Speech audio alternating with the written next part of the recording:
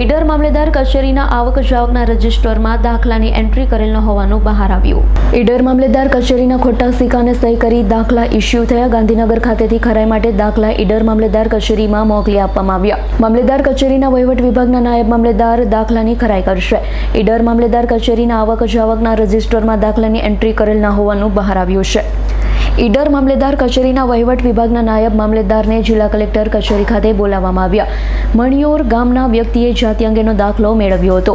પોસ્ટમાં સરકારી નોકરી મળ્યા બાદ ડોક્યુમેન્ટ આપ્યા હતા. તેમાં રજૂ કર્યો હતો આ દાખલો. પોસ્ટ વિભાગ દ્વારા ડોક્યુમેન્ટ વેરિફિકેશન દરમિયાન જાતિ અંગેનો દાખલો ખરાઈ કરવા માટે ઈડર મામલેદાર કચેરીમાં મોકલ્યો હતો. હાલમાં મામલેદાર કચેરીના નાયબ મામલેદાર અને વહીવટી વિભાગ દ્વારા તપાસ હાથ ધરવામાં આવી. ઈડર ખાતે 2 દાખલા ખરાઈ માટે આવેલા હતા. એ પૈકી એક સાચો અને ખોટો દાખલો સામે આવ્યો. હાલમાં પ્રાથમિક તપાસ ચાલી રહી છે અને જે પણ કંઈ સામે આવશે તેમની સામે કાયદેસર કાર્યવાહી કરવામાં આવશે તેવું અધિક કલેક્ટરે જણાવ્યું છે.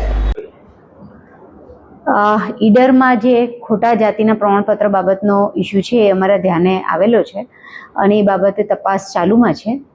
ડિપાર્ટમેન્ટ ઓફ પોસ્ટ તરફથી વેરિફિકેશન માટે મામલતદાર કચેરી ઈડર ખાતે એ પ્રમાણપત્ર મોકલવામાં આવ્યું હતું.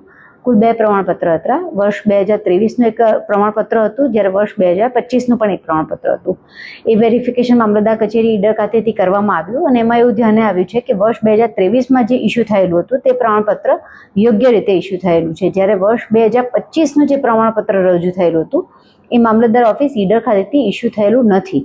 પણ એ પ્રોસેસ માં છે, હજી એની તપાસ હજી પ્રક્રિયા હેઠળ છે. તો વધુ વિગતો મળીએથી અરજદાર આમાં છે શ્રી રાજકુમાર મહેશભાઈ પ્રજાપતિ. એ ડિપાર્ટમેન્ટ ઓફ પોસ્ટમાં એમના નોકરી અર્થે પ્રમાણપત્રની જરૂર એમને પડેલી હતી અને એ બાબતે એમણે આ કાર્યવાહી કરી છે.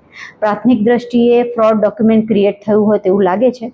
વધુ તપાસ ચાલુમાં છે અને જો આમાં કોઈ પણ લોકલ કર્મચારીની સંડોવણી હશે કે ફોર્જ ડોક્યુમેન્ટ ક્રિએટ થયેલા હશે તો એ બાબતે કાયદેસર કાર્યવાહી કરવામાં આવશે.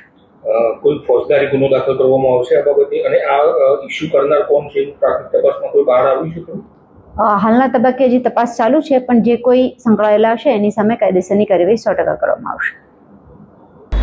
Bureau report S9 news Sabarkantha.